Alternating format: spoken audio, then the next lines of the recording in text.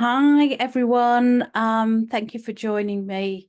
I hope that you're going to find today's bite-sized chunk of my paper, 50 Shades of Misogyny, interesting and thought-provoking. And I'd love it if you've got comments and want to respond to this. It's just the start of the debate, and it's also just the start of the paper. Because I've been able to include a few things that I wasn't able to on the day of presentation. So I'm presenting a paper which exists in a longer and more detailed form, 50 Shades of Misogyny. And my paper is about challenging our judgments of what healthy relationships are. So we're going to notice our contradictions, understand the role of misogyny in many different shades of client presentation. And my main aim is to explore relationship norms and bias in the training and practice of psychotherapists. And as many of you know, this came out of my personal and professional experiences. So to begin with, a few years ago, about 12 years ago, I began research into the experiences of women in midlife, and especially those coming out as lesbian. And that project arose from my own transitions that happened in menopause, influencing the training and supervision of therapists has always been part of my work, but this particular side I feel is pressing me to be said, and to get this out there. So by listening and reflecting on this, you're helping me complete this incomplete gestalt as yet, and it might take us a few years, hopefully not a few generations. And you're today part of my mobilization and action in this exploration of therapist assumptions. And we'll talk a bit more about mobilization and action as they relate to Gestalt therapy in a little bit. And the paper itself has a classic Gestalt agenda, and it's simply for us all to become more aware. I'm not at this point attempting to change bias, opinion, or prejudice, but just to see it and name it. And I hope that we can be creative in the way that we can reflect together on our own bias and encapsulate our approach to diversity in our own words. So as an example about how instantaneous our bias is, we'll just start with something that happens with all therapists. A client arrives in the room. So a woman was referred to me by her GP. She was in her 80s. Obviously, I've changed some details, so she's not recognizable. Her husband recently had died, and she had a serious heart condition. And her address was from an affluent middle-class suburb in the city where I worked. And when she arrived, she was white, Caucasian. She used a walking stick. She'd combed her short grey hair out of hair rollers. She wasn't wearing makeup, had wide, flat sandals, trousers, a neat jumper, and she carried a raincoat and a black handbag, and she sat down on my couch. So I want you to imagine, whether you're a therapist or not, just imagine this client in your therapy room and you're the therapist. And what, from your experience and your life experience, do you think are the issues that this client's bringing? Someone recently bereaved, 80 years old, with heart disease. What sort of thoughts might you have on the work to come?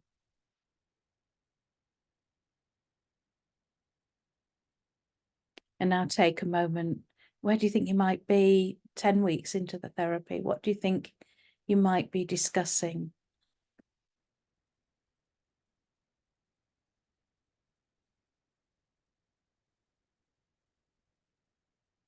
So I'll let you know. What were we talking about 10 weeks on? some of it's not surprising. We're making clear connections around her relationship with her mother and her relationship with her children, and exploring a little bit of her history, where in the 1950s she'd had an affair with someone she was very much in love with. He was married, and she was sent away when she became pregnant and had a child out of wedlock, and the horror and the shame and the impact of that on her and the rest of her life. So we had really done some quite classic therapy at this point, and the scars that had been left that had come out of an experience of being passionate. But the surprising bit for me is that in the here and now, at her current age, in her 80s, that she was hyper alert and anxious because she was afraid of how her adult children might judge her if they discovered her passionate affair that she was currently having with a neighbour. And I was surprised as a therapist. I was in my 40s, and I'm thinking, oh, I hope I'm like you in my 80s.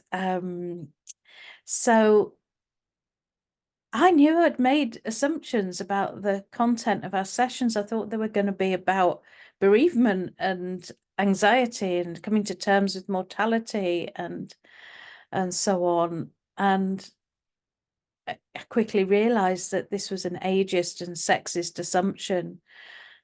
At the outset, I'd not seen her sexuality. I had to really let go of introjects, beliefs, projections to have contact with her. And when this happened, we were able, woman to woman, to sit together in a room and to enjoy and celebrate and laugh and relish her sexuality and our shared humanity or sisterhood. And so, quite unexpectedly, a developmental need from her teenage years over 60 years ago was met by a therapist nearly half her age. And that was also, I realised, a need of women everywhere. And that's for our sexuality to be visible and validated, rather than hidden away in a closet of shame. So contrasting client more recently, I felt that although this client was white and from the same country as myself, that when I was working with her early 20s, she's talking about her partnership with a young man who's aggressive and violent during sex. And in my attempt to be a bit modern and up to date, I stayed non-judgmental and just said, oh, and is pain something you enjoy? And does that turn you on? Because I wanted to allow her to have the space to say if this was her kink, if this was her thing. And she said to me, I don't really know. All my partners have been like that. And it wasn't just this session, but this session was one of those where I realized that the culture that she was growing up in was something that I didn't have an understanding of. And this is a culture where young men and women are exposed to dark web, violent porn, and they're able to access this all times of day and night, and it affects their psychological growth. It affects their sexuality, and it impacts them. And this is the first generation of young people who are coming through where violence attached to arousal has been prevalent during puberty. I'm really hoping that fairly soon that there will be it will be different, and there will be more restrictions around that. So you'll notice that some of these slides are partly in Spanish, and that's because the paper was initially presented at a conference in Madrid. So this was a time for me to also question my assumptions. And I'm a child of the 60s, and I was a teenager during the time of the women's peace camps in the UK and the formation of the UK rape crisis centres. And at that time, they were for women only, staffed solely by female volunteers. And this was my culture at her age of empowering women, ownership of our bodies and choices. And it made quite a lot of work for me in patiently unpicking the culture surrounding this young woman so we could get to the heart of who she is and what she wants. In my view, compared to the client that I'd been speaking to who was in her 80s, this woman seemed to have even less freedom. The first case, interjected sexism, meant I missed my client's sexuality. And in this case, my feminism had to be non-judgmental about different sorts of sexual expressions such as these. My view is that it's the normalization of male violence towards women disguised as diversity, kink, fetish or adventurousness. Not all therapists would agree with me on that, but that's my bias, and I'll be sticking with that. But this is around awareness rather than change. I'm saying that I am aware of my bias. And the question to myself is, how open-minded do I really want to be? And I don't on that. I have two daughters, similar age, well, a little bit older, but similar age to this young woman.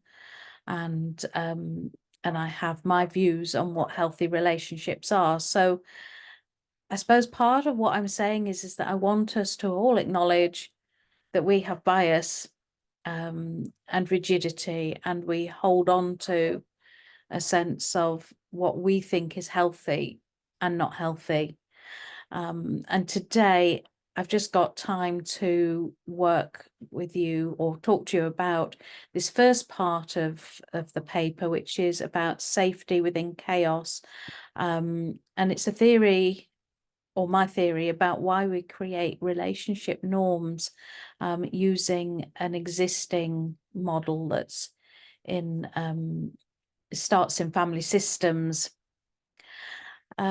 So I broke my own assumptions. I'm a woman who was married to a man. I raised a family. I had a successful private psychotherapy practice for over 2 decades before I came out as lesbian at the age of 50. Now I'm happily married to a woman who's part of my adult children's family.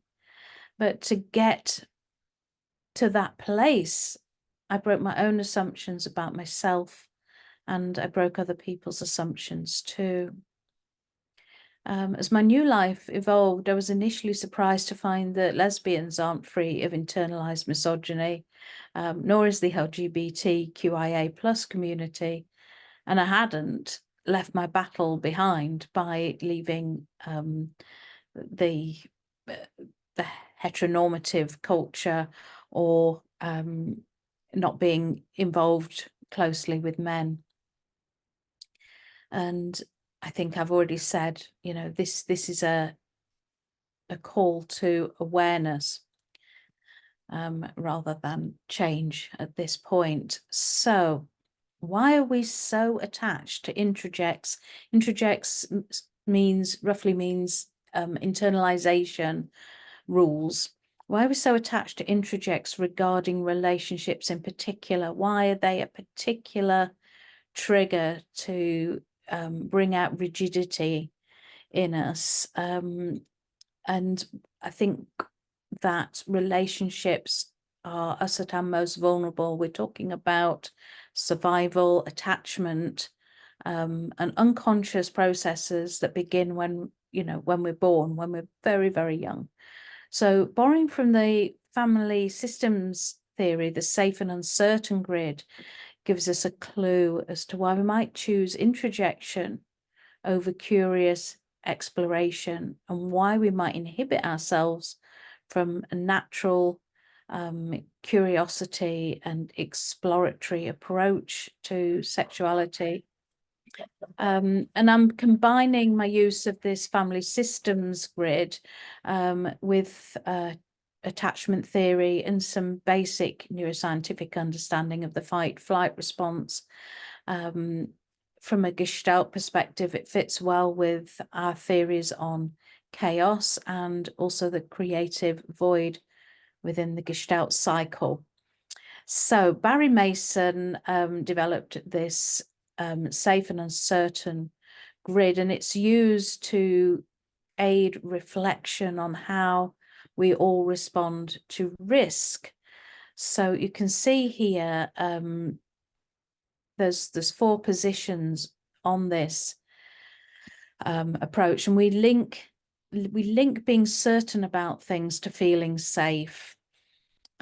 So somebody who might be certain and safe might be a child in a stable situation. So they have their tea, and then they have their story time, and they have their bath, and or the other way around, and then they go to sleep. And when they wake up in the same place that they went to sleep. So they have this sort of certainty, this routine, and they never doubt that the sun will rise in the morning and set at night, and they link that feeling of safety to the certainty in their life, and that their parent or parents will be there with them.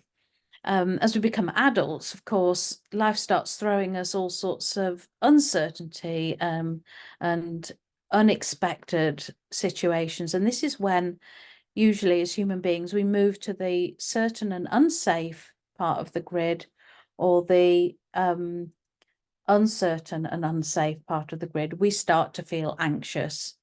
And so as soon as we feel unsafe, our fight-flight system kicks in as well.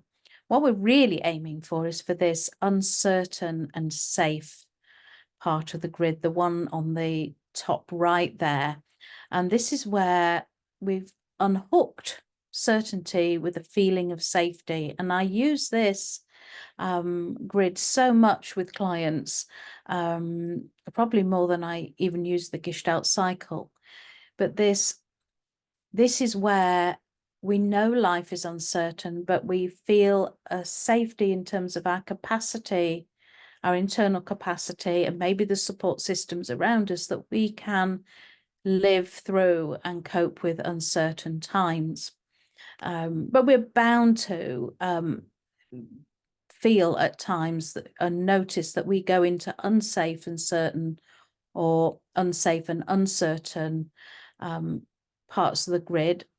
I think I can do both, but my go-to tends to be unsafe and certain. And this is all about checking and lists, and, you know, if I'm anxious, create a spreadsheet, you know, that's the answer, a tick list, and so on. And the unsafe, uncertain person cannot make a decision because they, you know, they don't feel safe with the outcomes or the uncertainty.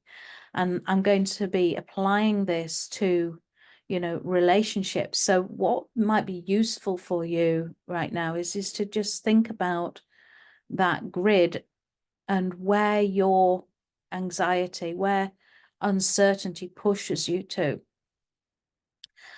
So if your fight-flight pattern is usually freeze, you'd probably relate to the unsafe and uncertain part of this grid, for example.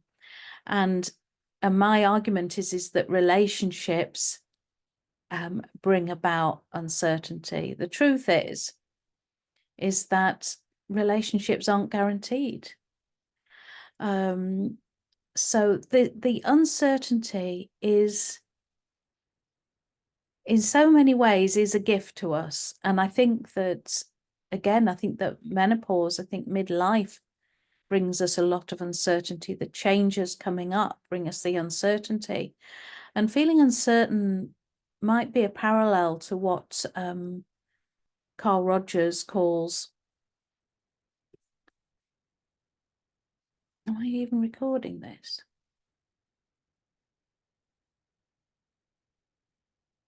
I am recording this. Sorry, just had a moment there. Am I recording this? Of what Carl Rogers calls a state of incongruence. There you see, I was uncertain, my heart rate increased. So feeling uncertain may be a parallel to what Carl Rogers calls a state of incongruence. And he believes you need 6 conditions in order for therapy to work, in order to be able to grow and flourish. And one of his conditions is that there's this incongruence. And this is where what we feel or perceive is different to what we think we should feel or perceive. So I might have a client come to me and say, I'm crying all the time, but that, that's not me. They don't identify somebody who cries with themselves, so they feel it isn't them. So that there's this incongruence. Why am I doing this? Why am I feeling like this? And incongruence often leads a person to seek therapy. And I think that clients often seek certainty, and certainly initially in therapy, they might see themselves as coming to us as an expert to get those answers, to get the certainty in order that they can feel safe once more. And unfortunately for the clients, a lot of my practice is about supporting clients to experience that they can feel safe and they can survive what is, including not knowing, including uncertainty, including contradiction, change, polarities. So really, I'm offering my clients a place to be able to tolerate uncertainty and feel safe, because the answer, and I know so well for myself that the tick list doesn't give me the safety. The certainty does not, isn't real, isn't possible. So that in order to feel okay and feel safe, I need to be safe and uncertain. So the people who go for the certain unsafe stance, I mentioned myself as somebody who likes to, check and double check and so on, might fit perhaps with a disorganized attachment style. And then the uncertain and unsafe might link to an avoidant attachment process. So in the full paper, I elaborate on overlaps and interplay between the various models. And I am saying that relationships, because they're so crucial to our sense of safety, and they're so essential to our well-being and survival, they're more likely to evoke these certain and unsafe stances. Let me just go back to that slide there. They're more likely to provoke the certain and unsafe, or the uncertain and unsafe experiences in us. Right. So here I'm applying it now to relationships and how we might be. Our sense of safety originates in good relationships with our caregivers. It relates, it comes from good contact. So relationship uncertainty or breakdown are going to be triggers for a fight-flight response and safety seeking. And we want relationship certainty, and that's in us from childhood as a survival need. So how might we interpret these parts of the grid?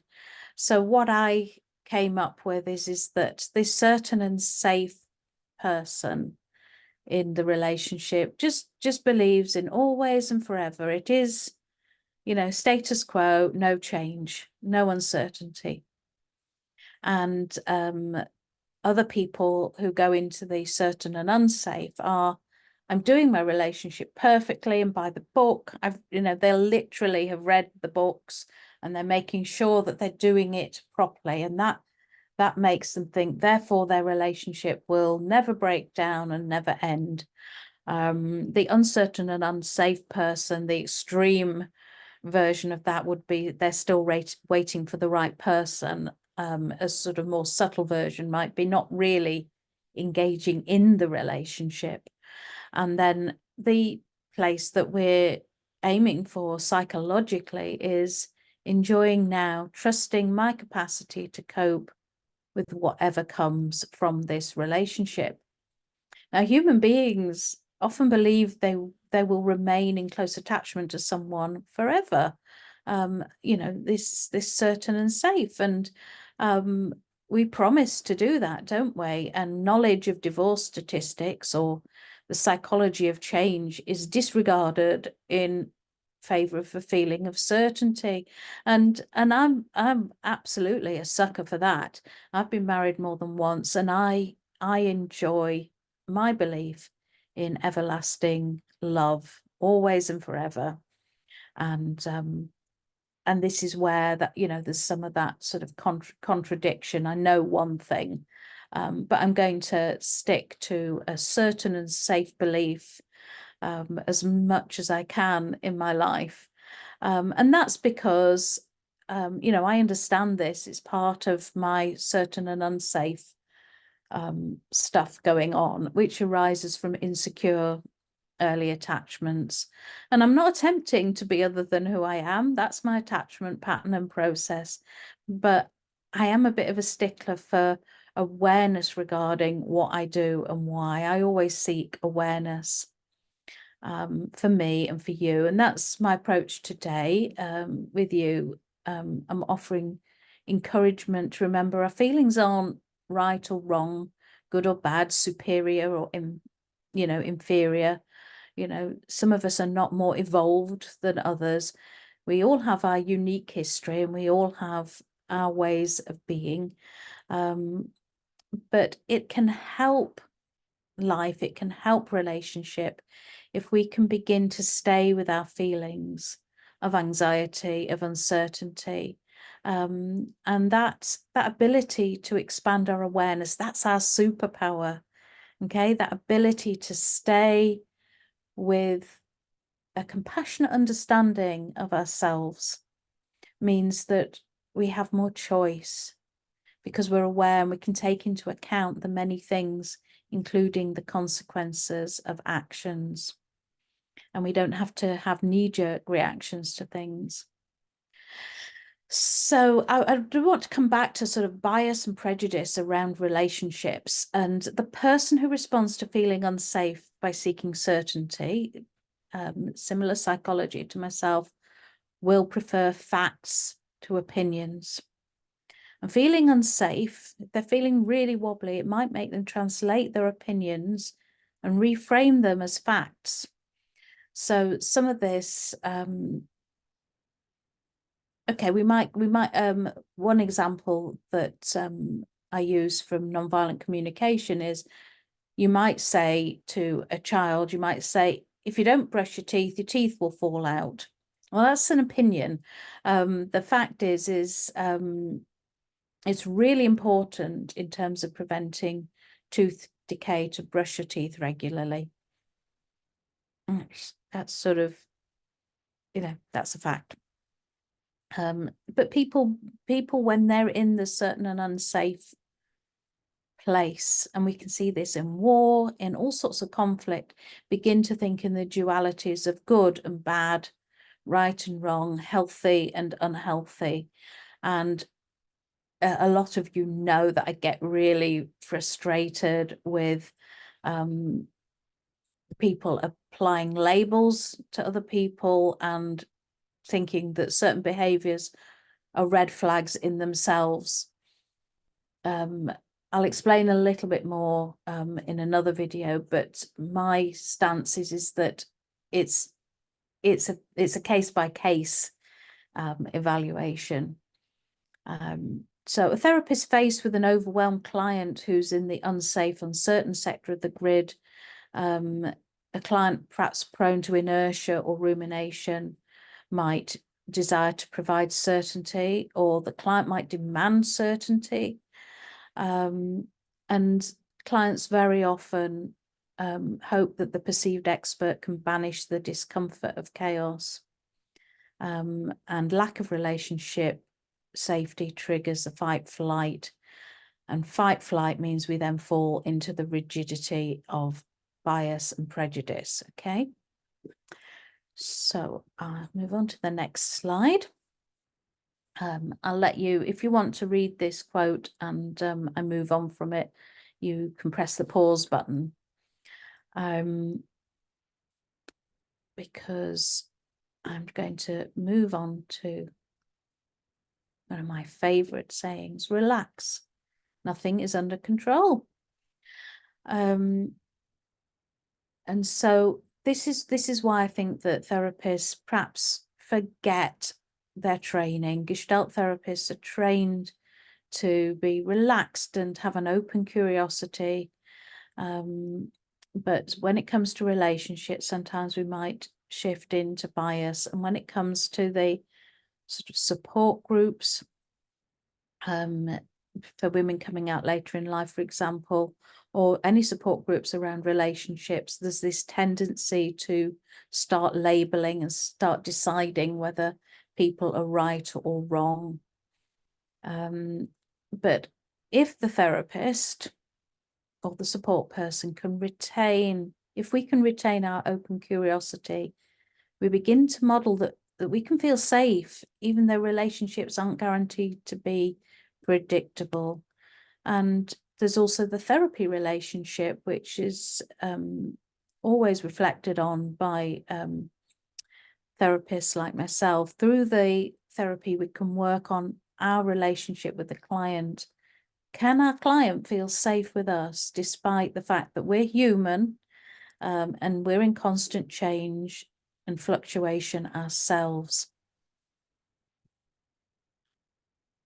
There's a whole paper on how chaos fits in with this, but I'm trying to stay on focus and not go down this rabbit hole. But just a little bit about how Gestalt therapy fits in with this is that it's said of Gestalt psychotherapy that awareness is the methodology and the goal.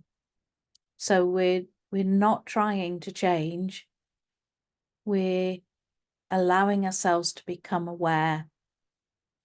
And my paper aims to bring awareness and to allow for the idea that many of our so-called facts are nothing more than introjected opinions of the dominant culture.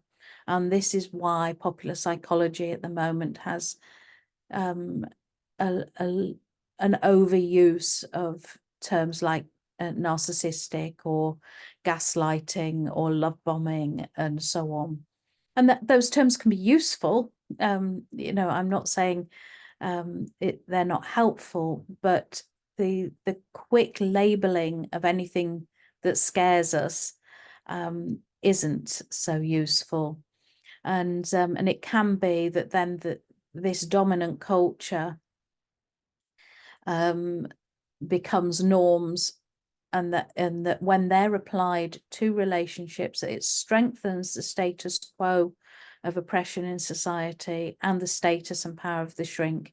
If I come up with an answer, if I tell the client this is good or this is bad, I'm reinforcing the dominant culture and I'm using my power in my sense that, immorally. So we reject We reject that as Gestaltists, and we examine the field. And in this case, it's our culture and the culture of psychotherapy, and we bring ourselves into awareness. And I'll just touch on the Gestalt cycle. This bit's in English if you're struggling. So the Gestalt cycle is how we move through life, and what motivates us. And you probably know that Freud felt that the drivers were around sex. Everything was to do with sex. In Gestalt, this is about our needs. So I literally am thirsty at the moment. So at the bottom of the circle here, you can see the word sensation, and I have a dry mouth. And so I've moved that into an awareness. I'm thirsty. And mobilization will be when I get up from here and go and get myself a drink, and I will drink the drink with action. The contact is that, satisfying my thirst, satisfaction, withdrawal. I put the glass or the cup down, and then the dotted line is the void, is the emptiness out of which the next sensation arrives.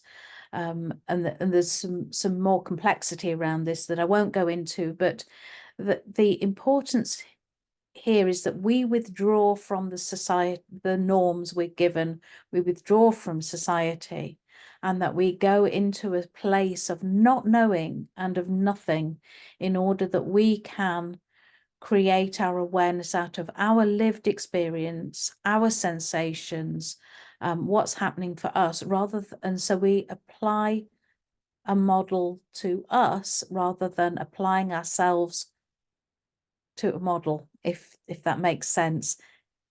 We create individually our understanding of ourselves. Gestaltists often ask people to describe feelings rather than label, to explore rather than to define or commit.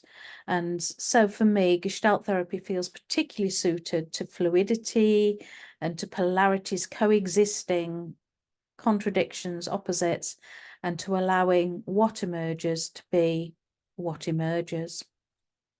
And so that space, that's our power to choose our response.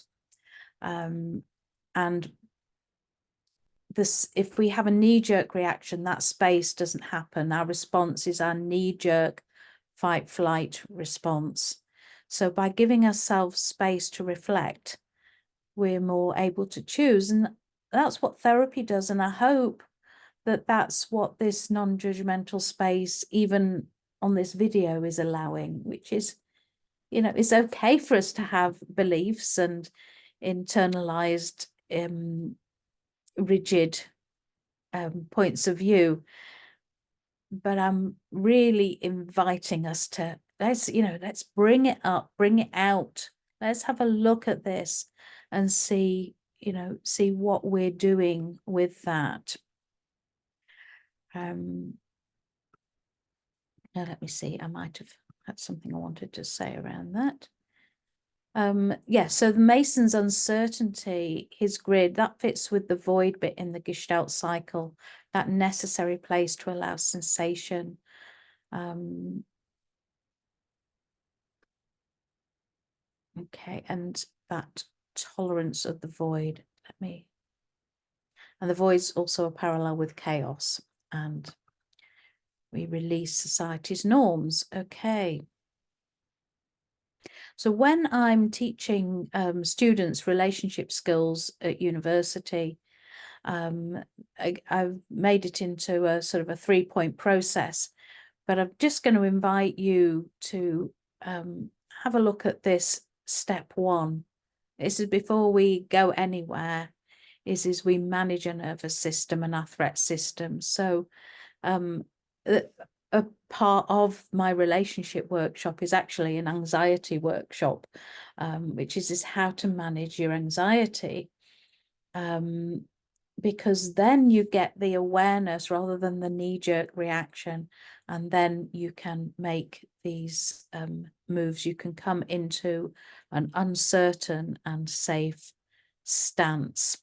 So I'm drawing this part of the talk to a close, but I just want to add, you know, particularly for therapists, that people don't generally need therapy about their sexuality. They need therapy because coming out is a trauma in a homophobic world. And the lack of representation in many people's early life results in a confusion. So I will talk more about my research questions around later in life lesbians who grew up in the 50s or 60s and had no experience or unrelatable experience of diverse sexualities. So a little bit of reflection to do at home or on your own. I love Edward Monckton's illustrations. No. Are you normal? No. So your story, reflect on the norms you interjected and your adherence and rebellion to those norms. Okay. So I just will say thank you. This is the beginning of a few parts of my paper. And this, I hope, will be one of the slides that I can use to advertise it. Thank you to you. Thank you for listening. Thank you for reflecting. I don't need you to agree with me, but I really, you know, I really value you engaging and thinking about these issues. And that's it. Thank you.